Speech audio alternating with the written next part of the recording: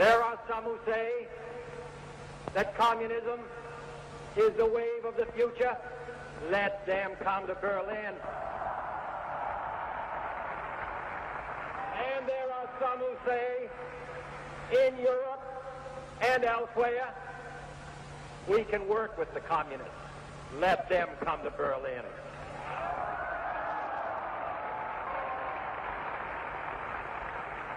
And there are even a few who say that it's true that communism is an evil system, but it permits us to make economic progress. Lass sie nach Berlin kommen. Let them come.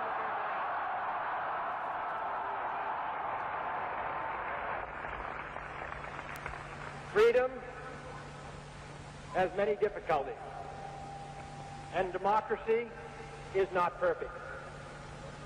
But we have never had to put a wall up to keep our people in, to prevent them from leaving us. When you put more than half a century between the actual moment of an historic event and today, you are bound to find more than a few people who will scoff at the importance of said event. After all, we're talking here about a speech made on the other side of the world by a long-dead president, in a city where if one were to go today, any thought about it being the epicenter of the most visual representation of a people held captive by a brutal and murderous band of dictatorial despots would be very hard to imagine. Berlin nightlife is something that I've heard a ton about, but it's something that I feel like we really have to experience ourselves. So tonight is the night that we're going to go do that. White trash in the Mitte district is especially popular with foreign visitors.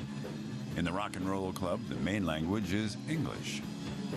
It's a music venue and a restaurant combined. The heavy metal concert is accompanied by cocktails. And with their plates piled high, our visitors will certainly last the night.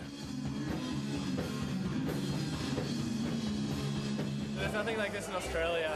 It's really unique to Berlin to have these sort of almost kitsch American-style restaurants and bars. We too often forget what happened yesterday, much less what happened 50 years ago. Most of the time we don't want to remember anything dark or tragic. All we want are sunshine and roses, seeking to convince ourselves the world could never have been so evil and destructive. Call it political correctness, call it a refusal to come to grips with how we got to our time of instant apps for coffee service and empty-headed reality programs, whatever you choose. But failing to mark that past is the greatest disservice we can do, not only to the current generation and those who will follow, but those who in many cases gave their lives for a freedom denied by the truly despicable in our midst. East Germany, August 1961. An entire nation imprisoned behind barbed wire and concrete.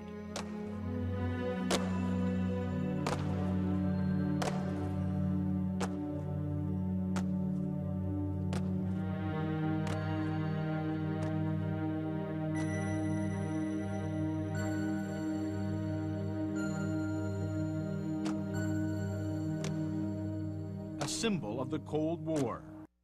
The Berlin Wall did come down. 50 years ago today, the world was watching as it was being torn apart, families reunited, a time of hate came to an end. I recall the first time I heard President Kennedy say those words that, when translated, meant to some he was a German pastry. But of course, this definition was served with a side order of crow for communism the world over. As a free man, I take pride in the word, Ich bin ein Berliner. We are all Berliners this day. We should all this day and forevermore stand with every free man and woman around the world.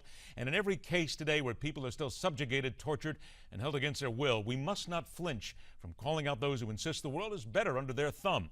And we must not allow that flame of freedom to flicker for one instant. Yep, we're all Berliners. It's more than a name or a jelly donut.